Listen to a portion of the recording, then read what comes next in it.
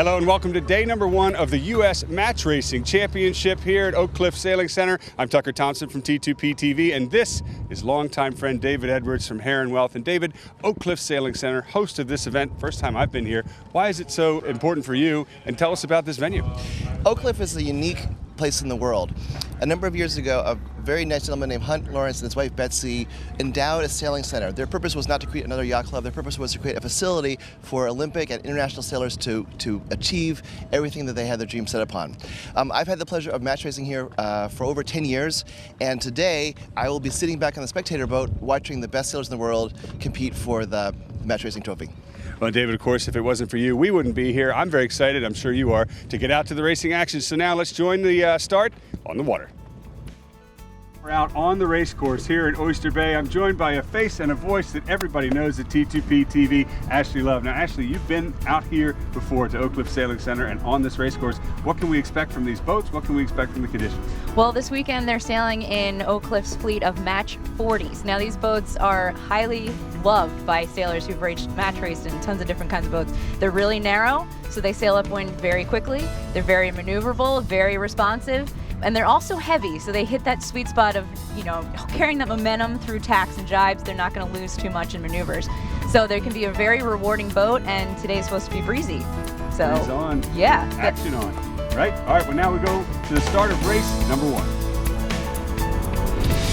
Match number 1, we begin with Reed Baldridge from the College of Charleston and Nicole Brault, St. Francis Yacht Club in California, East versus West. And it's already an unusual pre-start. Baldridge hasn't entered the line.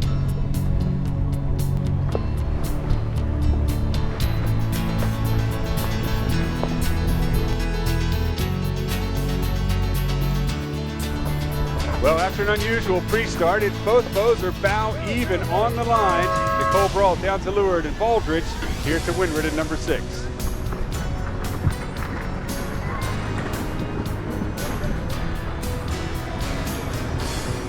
Brault has taken control from the left-hand side and tacked in front of Baldridge. We have the top 3 U.S. ranked skippers here this weekend, and Nicole Brault showing her colors. She's ranked number 3 in the open division, rounding this mark with a 2-boat length lead.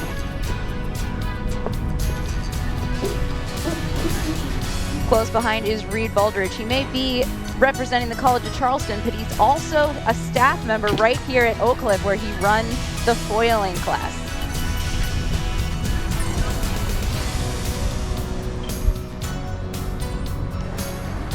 And also representing Oakcliff Sailing Center is Chris Kennedy. He's in bow number 4 against the reigning U.S. match racing champion, Devin Snow.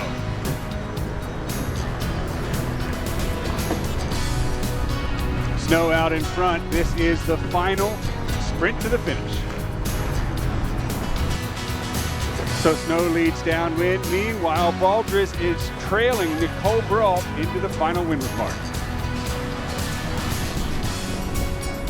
And with that, Nicole Brault takes her first win. Into our next match in Flight 2, that's number 4, Chris Kennedy from Oakcliff Sailing Center, crossing ahead of the youngest competitor in the regatta, Jeffrey Peterson, boat number 8, who jives.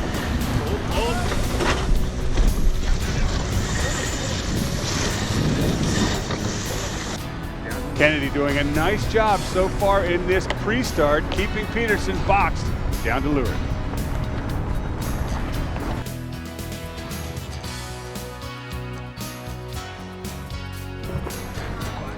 To the line, Peterson did a good job luffing Kennedy up, forcing him into attack, and it's a port starboard split tack. Start at the gun.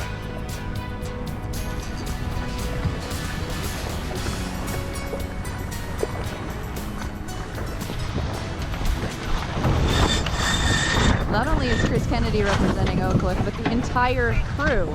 They all live, work, and are now competing with each other, so they must be communicating on several wavelengths. We decided, hey, it'd be kind of cool to have an Oakcliff team racing in the Champs. So we decided to go to Buffalo and qualify there, which we did. And so now it's a pretty cool chance for me to drive, which is neat because I don't get to do that all that often. And then my driver is now tacticianing for me. Most of them live with each other upstairs. You know, we all work together every single day, and then we get to go out and go sailing. But at the end of the day, we're all racers, and the fact that we're all Oakcliff is a lot of fun. Go, clear, clear, clear. Can't touch him. Top mark, and it's all Kennedy and crew. A beautiful set, which is what you'd expect considering how much time this team has in these match 40s. You gotta give the kids some credit though. Jeffrey Peterson, he is only 15 years old. He's on the high school sailing team, usually sailing 420, so this is a big switch. And all of his crew, they have a good story together.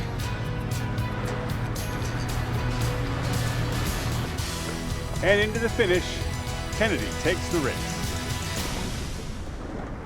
Into our next match. Bound number 7 is Nevin Snow, ranked number 1 in the country, and then Pearson Potts, Yankee Creole Racing in number 1, set up to windward. Here's the dialogue. They are both recent college grads in 2016. Potts from Brown and Nevin Snow from Georgetown University. They both graduated All-American, but Nevin Snow, he became the 6th person to ever win College Sailor of the Year twice.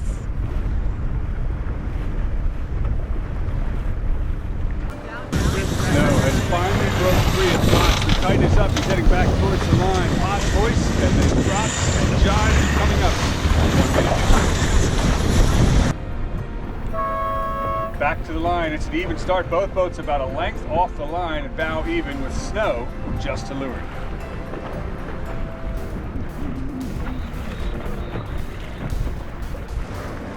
We make winches cry, boats spin, and heads turn. That's their quote as they seek to keep the tradition of the spirit of yachting alive by exclusively competing in monohulls.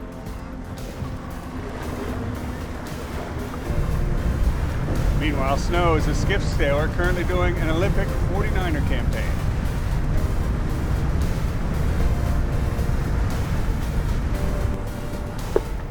Into the set, things look very good for Potts. That's the good news. The bad news is the advantage shifts to the trailing boat. Snow will be on his breeze downwind, and he's close.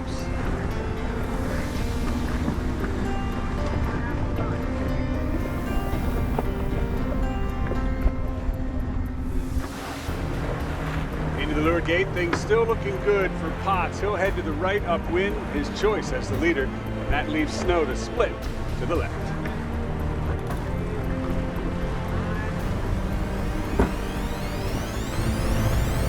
The right side ends up working out for Potts. Nevin Snow trying to make the left. Something happened over here. Last year he won this event in J22s, and he's been doing a lot of multi-hull match racing, so he's got some learning to do in the monohull.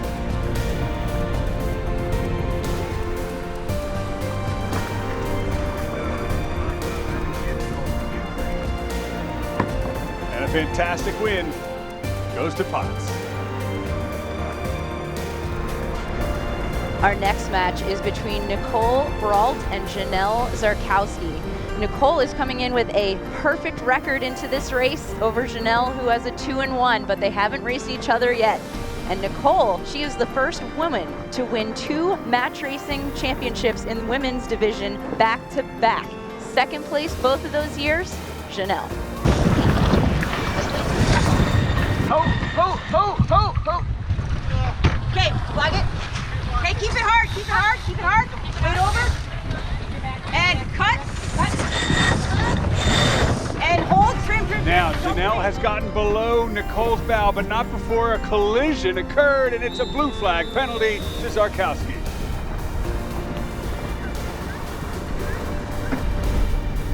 That means that Zarkowski's probably going to be a lot more aggressive in this pre-start to try to offset that penalty. There's the start, and Zarkowski crosses the line, bow forward 1 length over Brault. Pressure on there. Tacking. Tack.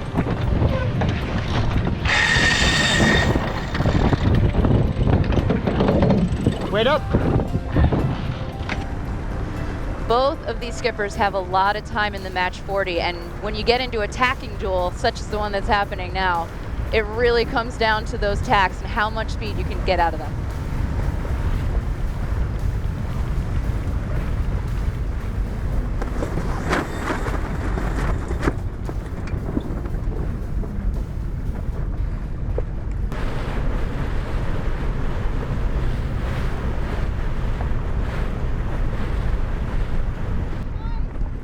So far, Zarkowski has the better of Broughton attack. She's at the top mark with about a 2-boat length advantage.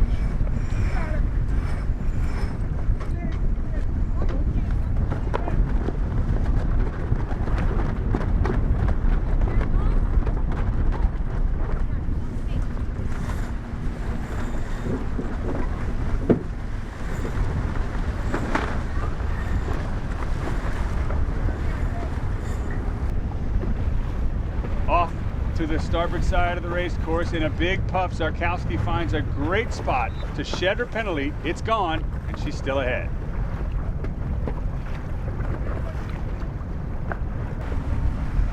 So with a third win for Zarkowski's team, they will even up the score 3-1 with Nicole going into the halfway point of the first round robin. On our next start, we rejoin Zarkowski, this time up against David Stores. And both of them are coming hot off of victories while shedding a penalty in the process. Breeze is up and sparks are flying.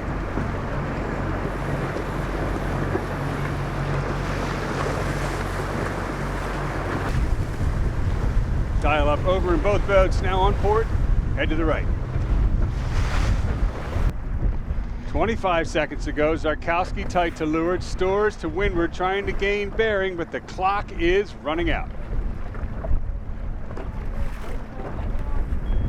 4 seconds left, and it's a very tight to leeward situation for Chanel. She has come to this knife fight with some of her Georgetown sailing crew that she's been coaching, and David Stores has all pros from Kiwi land.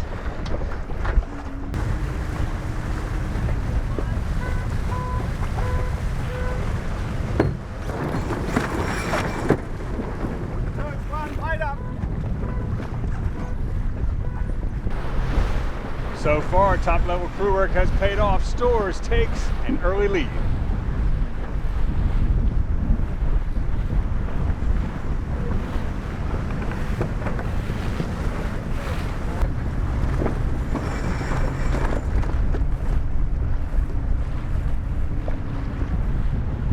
Give Zarkowski credit, though. She is hanging in there, tack for tack.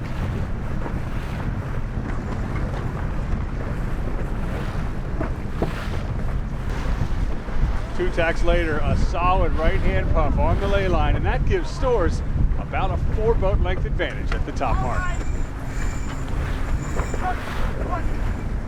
With this being such a short course, it's impressive how one little puff can make such a big difference.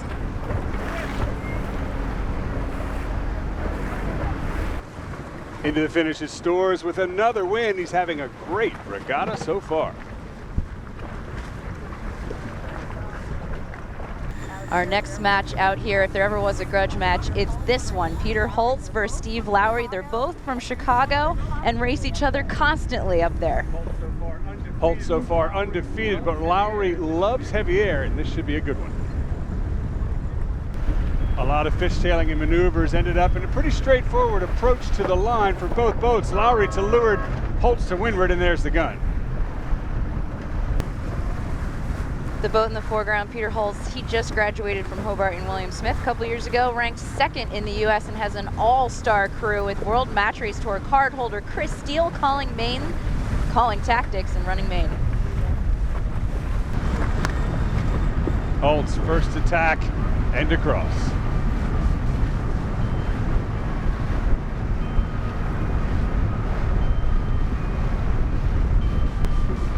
Tack set at the top for both boats as Holtz leads Lowry. The difference, less than 2 boat lengths.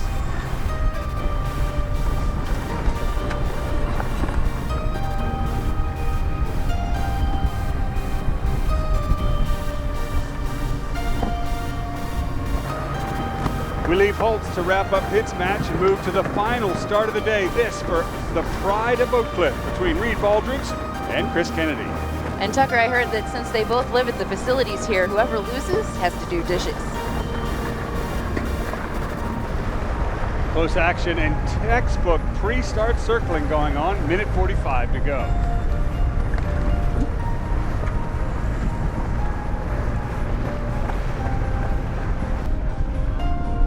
Approaching the line for the start, it's Baldridge who gets the better of Kennedy. Kennedy already into attack behind at the gun.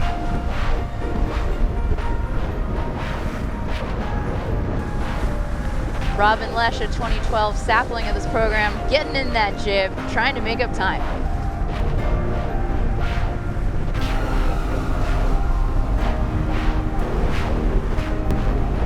Two tacks later, Kennedy has switched trimmers, keeping people rotating and fresh in these grueling tacks.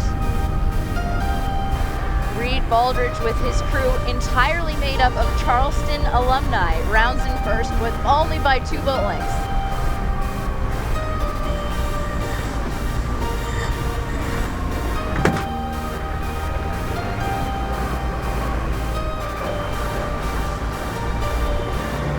After a slow jibe from Baldridge, the question now is, can Kennedy come back? At this point, the answer is yes.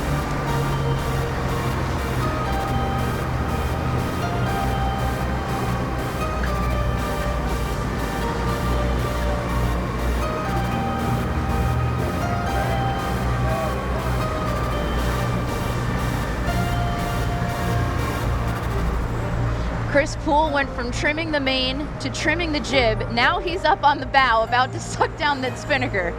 How many more rolls can he take on this one race? Oh! Take a digger too. Yeah.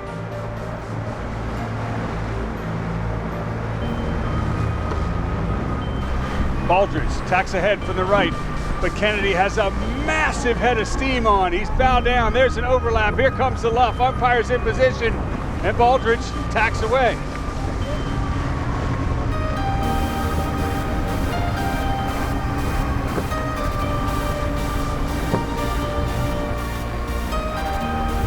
Taking the race at the finish, it's a well-fought victory for Chris Kennedy.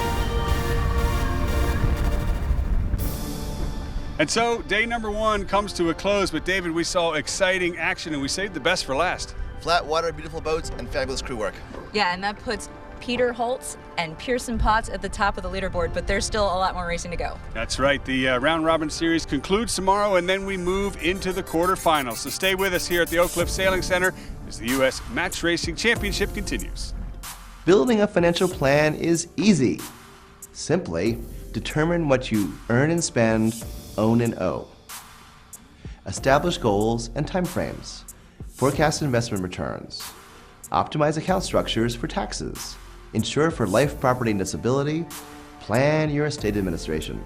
Defend against media noise and your own worst instincts. Easy, right? Maybe it's time to speak with the experts. Heron Wealth. Plan, grow, keep.